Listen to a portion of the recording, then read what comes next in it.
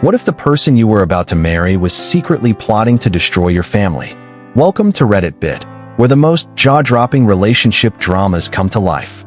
Today's story will make you question everything you thought you knew about trust and loyalty. This story has it all: family betrayal, hidden addiction, malicious revenge, and a twist you'll never see coming. It's a powerful reminder that sometimes the person sleeping next to you isn't who you think they are. Buckle up for this roller coaster of deception that will leave you speechless. Let's dive in. Hey everyone, my name is Ethan. I'm 34, and I work as an airline pilot based in Boston. I never thought I'd be sharing something like this online, but honestly, I need some perspective from people who aren't emotionally involved in this mess that I've been with Olivia for almost 4 years now. We got engaged about 1.5 years ago, and we're planning to get married this August at a beautiful vineyard in Napa Valley. Everything seemed perfect. We had our venue booked, invitations sent, and we're finalizing details for what should have been the happiest day of our lives. Olivia and I always prided ourselves on how well our families got along. Her younger sister, Madison, became one of my closest friends, and my younger sister, Sophie, was practically inseparable from Olivia. They had weekly coffee dates, went shopping together, and Sophie even asked Olivia to be her bridesmaid when she married her ex-husband, Greg, 3 years ago. But things started falling apart about 2 months ago when Sophie finally left Greg. Their marriage had been rocky for years, but none of us realized how bad it had gotten. Sophie confided in me that Greg had been emotionally manipulative, constantly belittling her, isolating her from friends, and controlling their finances. It broke my heart that she'd been suffering silently for so long. About a month after leaving Greg, Sophie started dating a guy named Jake. Now, I'll be honest, Jake isn't the type of guy any of us expected Sophie to end up with. He's a tattoo artist with a few past legal issues. Nothing violent, mostly possession charges from his early 20s and a DUI from about 5 years ago. He's been clean for 4 years now, runs his own successful tattoo studio in downtown Boston, and from what I can see, treats Sophie with nothing but respect and kindness. The first time Sophie brought Jake to our weekly family dinner at our parents' house, I could literally feel Olivia tense up beside me. She barely spoke during dinner, and when we got home, she exploded. "I can't believe Sophie would bring someone like that into your parents' home," she said, pacing our living room. "Did you see all those tattoos? And he's been to prison. Ethan, prison. What is she thinking?" I felt a knot forming in my stomach. This wasn't the Olivia I knew. She'd always been so accepting and kind. The disgust in her voice was something new, something that made me deeply uncomfortable. "Jake seems to genuinely care about Sophie," I said carefully. "He's turned his life around, and Sophie is happier than I've seen her in years. I don't want him at our wedding," she declared. "I'm not having some ex-con in our wedding photos. What would my colleagues at the hospital think?" That's when the alarm bells really started ringing. Olivia works as a pediatric nurse, and image has always been important to her, but this seemed extreme. "Liv, we can't just exclude Sophie's boyfriend. She's my sister. Then she can come alone. It's our wedding, and I get to have a say in who attends." I didn't want to fight, so I promised to think about it. The next day, I called my mom to get her advice. Mom has always been the peacekeeper in our family, and I hoped she might have some wisdom to share. "Oh, Ethan," Mom sighed when I explained the situation. "I understand Olivia's concerns, but excluding Jake would devastate Sophie. She's finally happy after years with Greg. Can't you talk to Olivia again? Maybe arrange for them to spend some time together so she can see Jake isn't the person she thinks he is?" When I told Olivia about my conversation with Mom, her face turned red with anger. "So your mom thinks I'm being unreasonable? Great. Just great. I suppose your entire family thinks I'm the villain here." "No one thinks you're a villain, Liv. Mom just suggested." "I know what she suggested," Olivia snapped. "She wants me to change my mind." "Well, I won't. It's my wedding too, Ethan." That night, I noticed Olivia was on a FaceTime call with her older sister, Vanessa, for over 2 hours. I didn't think much of it at the time. Olivia and Vanessa have always been close, and I figured she was just venting about our disagreement. Little did I know, that conversation would set off a chain of events that would ultimately destroy our relationship. That a few days later, I was surprised when Mom called to tell me that Sophie had decided not to bring Jake to the wedding. "She doesn't want to cause any drama on your big day," Mom explained. "She said it's more important that everyone gets along." I felt relieved, but also guilty. I hadn't even spoken to Sophie about it yet, and somehow it had already been resolved. Something felt off, but I was grateful that at least one problem seemed solved. That feeling didn't last long. The very next evening, Sophie called me in tears. "Ethan, did you tell Greg about Jake?" she asked, her voice shaking. "What? No, of course not. Why would I talk to Greg about anything?" Sophie took a deep breath. Someone sent him an anonymous message on Instagram. It had all these details about Jake's past, things only a few people know. It called me a cheater and said I left Greg for a criminal who'll probably end up back in prison. Greg is furious and threatening to use this against me in our final divorce settlement. My stomach dropped. "Sophie, I swear I didn't say anything to Greg." "I know you wouldn't," she said quietly. "But the message mentioned specific things about Jake's record that I've only told you, Mom, and Olivia." I felt sick. There was no way Olivia would do something like this. But if not her, then who? When I confronted Olivia that night, she seemed genuinely shocked. "I would never contact Greg. You know how much I despise him after what he did to Sophie." "Then how did he get that information about Jake?" Olivia hesitated, then sighed. "I might have mentioned some things to Vanessa during our call the other night. I was upset about the wedding situation, and I vented to her. But I never thought she would." "Are you telling me your sister contacted Greg?" I interrupted, my voice rising. "I don't know for sure," Olivia said defensively. "Maybe? She's very protective of me, and she never liked Sophie much anyway." I couldn't believe what I was hearing. "You need to call Vanessa right now and find out if she sent that message." Reluctantly, Olivia called her sister on speakerphone. After some initial denials, Vanessa finally admitted she had created a fake account and messaged Greg. "I was just looking out for you, Liv," Vanessa said. "That family is trying to force you to accept a criminal at your wedding. Someone needed to show them they can't push you around." I was furious. "Vanessa, you need to apologize to Sophie and explain that Olivia had nothing to do with this."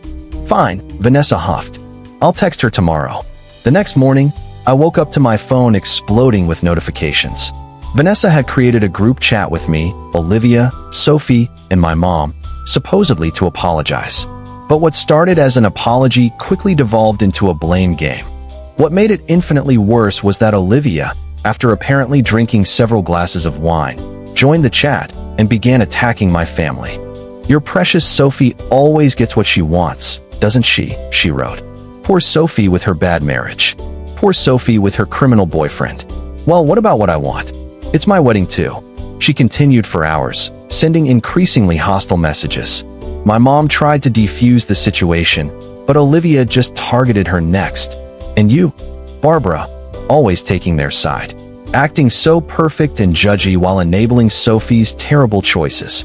I was at work during this entire exchange, flying from Boston to Chicago and back. When I landed and saw the messages, I was mortified. I immediately called Olivia, but she didn't answer. When I got home that evening, she acted like nothing had happened. "How could you say those things to my family?" I asked. "They deserved it," she replied coldly. "They've been ganging up on me about this Jake situation from the beginning." "No one was ganging up on you. And even if you felt that way, those messages were completely inappropriate." "Whatever," she shrugged. "Your family will get over it." I was shocked by her callousness. "Olivia, you need to apologize." "For what? Being honest?" "No thanks." We barely spoke for the next week. I tried to give her space, hoping she'd come to her senses and realize how hurtful her behavior had been. Meanwhile, I called Sophie and Mom to apologize for Olivia's messages. "It's not your fault," Sophie assured me. "But Ethan, are you sure Olivia is the person you want to spend your life with? The things she said were cruel, and she doesn't seem sorry at all." Her question haunted me, but I wasn't ready to face the implications. Olivia and I had built a life together. We had a home, shared friends, and plans for the future. I couldn't throw that away over one bad incident, could I? Then came the final straw. While I was away on a 3-day flight assignment, my mom decided to try one last time to make peace. She stopped by our house to talk to Olivia, hoping to clear the air before the wedding. Olivia was leaving for her shift at the hospital and told my mom she couldn't talk then. My mom left a note asking if they could meet for coffee sometime that week. That night, Olivia sent my mom a barrage of text messages that can only be described as vicious. She accused my mom of manipulating me, called her a controlling witch, and told her to stay out of our lives. That my mom, heartbroken, forwarded the messages to me. I was at my layover hotel in Denver when I read them, and I immediately called Olivia. "What the hell, Liv? Why would you say those things to my mother? She came to our house uninvited." Olivia shouted. "She's trying to turn you against me. She was trying to make peace. And you responded by verbally attacking her." "I don't want to talk about this anymore," Olivia said. "And by the way, don't expect me to pick you up from the airport tomorrow. Find your own ride home." My parents picked me up from Logan Airport the next day. The car ride home was tense, with Mom trying not to cry and Dad uncharacteristically quiet. "I'm so sorry about Olivia's messages," I said for what felt like the 100th time. "Honey," Mom said gently, "we're worried about you. This isn't just about us anymore. The way she's behaving, it's not normal or healthy." When I got home, Olivia was in the guest bedroom with the door locked. I knocked, and she eventually let me in. Her eyes were red from crying, but there was a hardness to her expression that I'd never seen before. "We need to talk about what happened," I said. "There's nothing to talk about. Your family hates me, and you've chosen their side. End of story." "That's not true, Liv. No one hates you, but you've hurt people I love, and you don't seem sorry about it at all." "Why should I be sorry? Vanessa was right to send that message." Sophie needed a reality check about her criminal boyfriend. I stared at her, suddenly seeing her clearly for the first time. "Do you honestly believe that?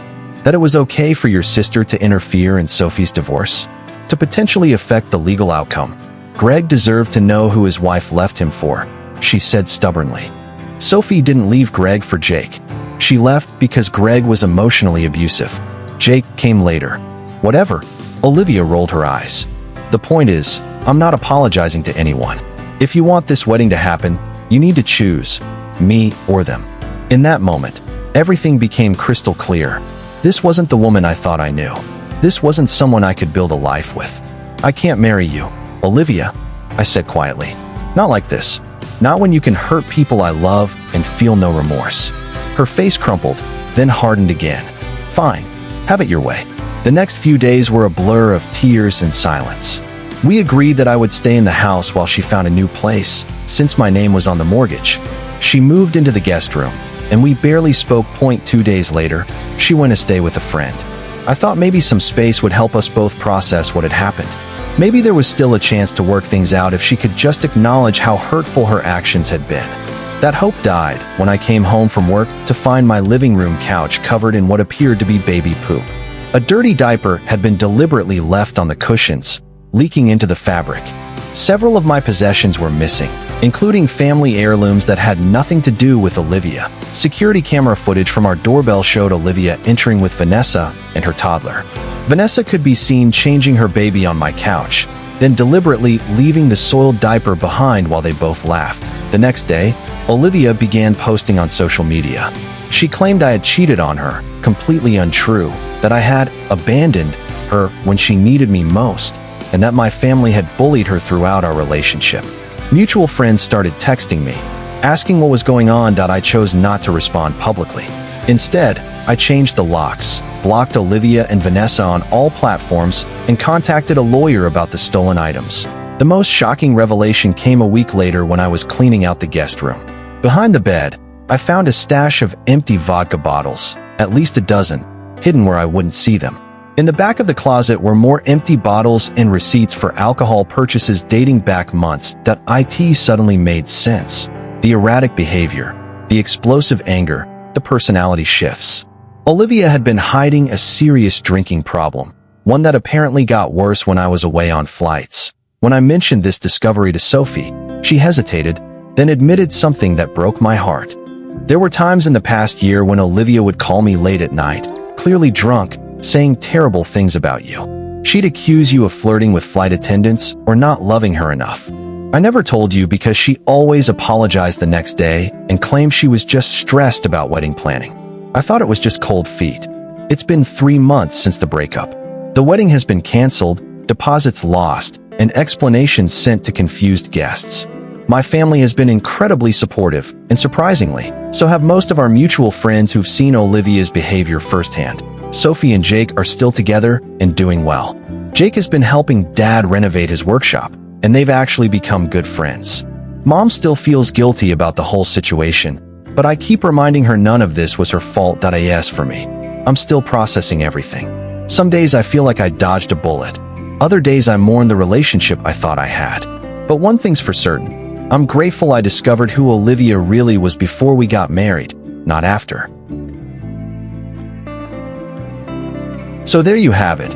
What began as a simple disagreement about a wedding guest ended with a canceled engagement, a vandalized couch, and the shocking discovery of a hidden alcohol addiction. Ethan's story serves as a powerful reminder that red flags often appear long before a relationship implodes. The way Olivia immediately dismissed Jake because of his past, despite her career as a nurse supposedly being about compassion and second chances, was the first warning sign. Her willingness to prioritize appearances over her fiancé's family bonds was another. But perhaps the most telling was her complete lack of remorse when confronted with the harm she caused. What's particularly disturbing about this tale isn't just Olivia's behavior, but how her sister Vanessa actively enabled and encouraged it. Family dynamics can be complicated, but deliberately interfering in someone else's divorce proceedings crosses a serious ethical line. The sisters' coordinated revenge tactics, leaving dirty diapers on furniture and stealing family heirlooms, reveal a level of malice that's truly shocking. The hidden alcohol abuse explains some of Olivia's erratic behavior, but it doesn't excuse it.